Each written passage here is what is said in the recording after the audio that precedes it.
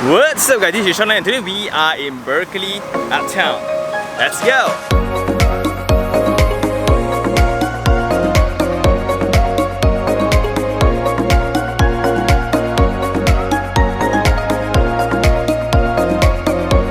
We are now in Klang, the OG place of Klang. A few observations. Number one, it's a very low-rise topography. You have double-story landed houses. I think the tallest structure, it's the shop blocks where it's at 4 stories until you see the school. So that is Pin Hwa, and there's like 5 main private secondary schools lah. So one of them is Pin Hwa, then you get Sing Hwa, then you get Zhong Hwa, then you get Guang Hwa, then you get I don't know, I forgot already. That's how much the community here emphasize on education. That's why you can look at the school building, right? It's way more superior than the rest. It's like a government building lah. So today we are going to check out a very new township in the center of an old address, which is a very different twist. Today, old settlement but new identity.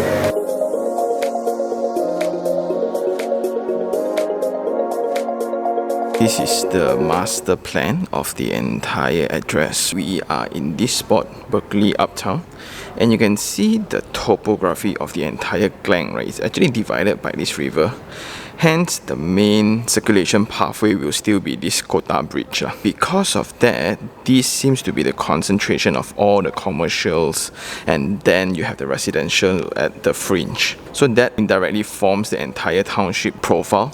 And now in this matured address, you have this new addition. First of all, in one glance, what's eye-catching is the proposed LRT 3 line, and one station is just here. Second, it's connected to Pin Hwa High School, where it's the main focus for the entire commercial area. Then, if you still need to take the KTM, it's just nearby, where it's very close to the government agencies and the hospitals around that area. If you are looking for shopping needs, right, you actually have the Aeon Big Klang, and you actually have Klang Parade, but that one is pretty old. Then along Jalan Meru, you can go to Setia City Mall already, and you can go to Federal Highway to ICT's new addition, Central Mall. So this is the entire township of Berkeley Uptown. This is the sales gallery, and you can see the whole stretch until the end of the river will be part of the development. Okay, so what's exciting is this one, where it's the new form of commercial retail.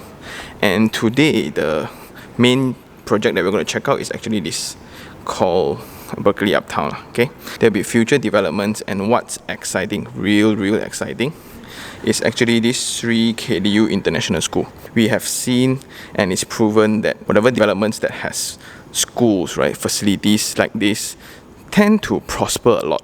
So zooming in, right, this is 3 KDU. And through the road, this is the entrance to the entire 4 blocks. These are the multi-story car parks. And these are the hot selling ones. Those are 4 bedrooms with 4 car park units. This is the main selling point. You have 4 car parks here, directly accessing to your unit itself. So it's very similar to your landed experience. So after that, you have your facility deck, where we will shift to another model. So you have your swimming pool, jacuzzi, sun deck, chill out lounge, fun pool, gym room. You have a badminton court. That's cool. Indoor one. Then you have your children playground and things like that. But what caught my attention is this ground floor facility, where it's pretty rare because it can be easily translated into a footprint, but they didn't. So I really appreciate that. Today what we're going to check out is one of their hot selling ones, the 3 bedroom, because the main audience here are people who are trying to upgrade from their parents' houses. As wealth are building, right, in abundance, so people will pursue more of security and more of lifestyles. People like the 24-hour security, people like the facilities that can provide a different lifestyle for the people around the weekends. It's type B, 1093 square feet, 3 bedroom, 2 bathroom. If you enter from the foyer itself, you can directly see your dining and living here already. And all 3 bedrooms will have balconies. Tucked in the corner, you have your kitchen. And oh, this yard seems very big. Then you have the principal bedroom this side, principal bathroom, bedroom 2, shared bathroom, bedroom 3. And there are windows in all bedrooms. So a trick is to check out the floor layout and the ratio between lifts and number of units.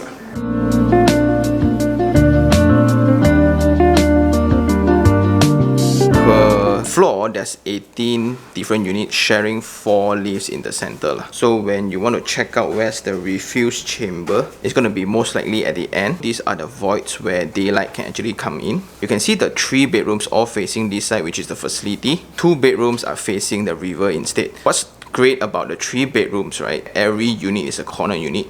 That allows every bedroom to have windows. Coming into the unit, what I like is the foyer where you can actually put your shoe cabinet, and there we have it.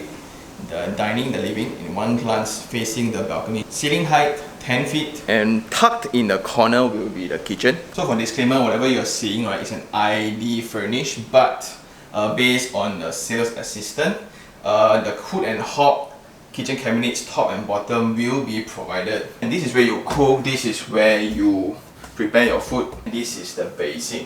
But one concern is the lifestyle here includes a lot of heavy cooking. I guess that's why, right? Their main selling point will be this gigantic yard space. So this is the washing machine place where you have your inlet, your floor traps and all will be there in the future. And this is a potential extension of your wet kitchen, or you can just change this into a sliding door, right?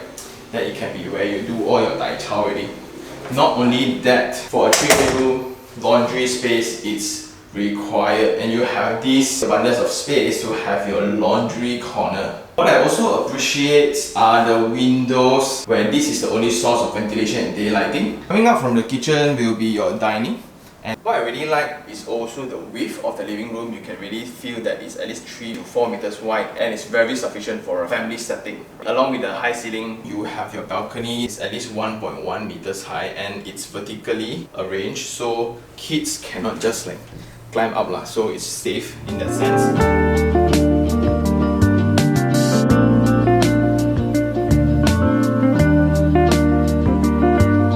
Okay, moving forward, let's head on to the principal bedroom. King size bed, still got room for bedside tables. Wardrobe, not only one here, you still have one on this side. So high ceiling height, timber floorings, and the window, although it's not full all the way window. Let's check out the principal bathroom. So you have your basin, your WC, shower screen, shower, full height wall tiles, and the scale is huge. One concern for layouts like this is the position of the entrance to the principal bedroom lah. Because this is a public area where sometimes you have guests or visitors, right? Because bedrooms are private spaces, I don't want it to be so easily accessed in terms of visual as well. Hence, I think this one, yeah. Moving along, there will be 2 bedrooms on this side sharing this common bathroom. Okay, and this is designed as your home office, but I guess it will not look like that after these are solid, right? Then what I like, because every unit of 3 bedrooms is a corner unit, hence you have windows as well.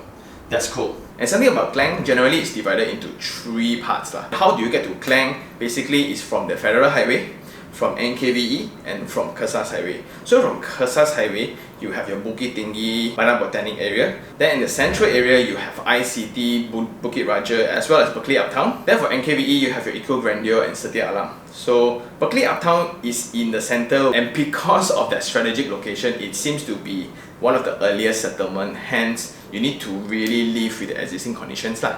Next, we will head on to the shared bathroom. And again, it's full height wall tiles, shower screen not provided, but please do check with the sales assistant on what is provided and not. Basin, bidet, tissue holder, WC, everything. Yeah, also I like this empty space where it gives enough allowance for both room users, right, to have somewhat like a privacy, because it's not as exposed in comparison to that door of the principal bedroom. Next to it will be this kids room. Oh, I like the span of the windows. And I guess that's about it for the show unit lah. What we're going to do now is we're going to tour around the town. to check out what's the commercial like, what's the lifestyle like. And just to mention as well, for new projects again, right, the main uncertainty will be the common areas and the specification for those areas. For example, please do check your common areas such as your location of your refuel chamber, the width of your lift lobby, as well as your corridors, and how many car parks you will get. Minimum you will get 2 in this project, but some you get 3, and when the school is going to open. So 3 KDU seems to be the main selling point now, and it's going to be operating in November this year, and that is very exciting.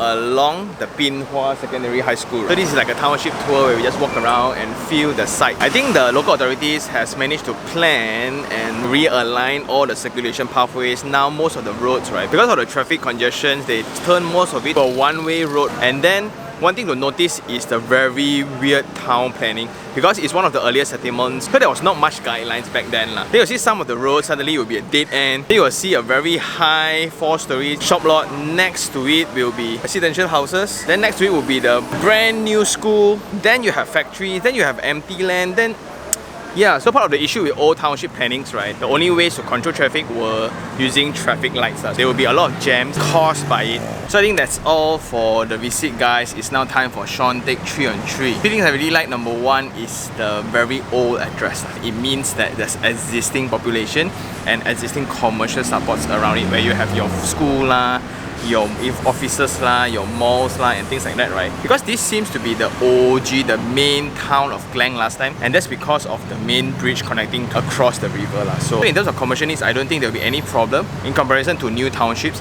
This one, once it's completed, you can basically just live in already. Point number 2, I like the education part of the township. They brought in the education arm, which is 3 KDU, and it's pretty evident that in this community itself in Klang, judging by the structure of the secondary schools around, education is pretty much their priority in the community. So you can see their buildings is way bigger, way cleaner, and everything surround the school is basically supporting it.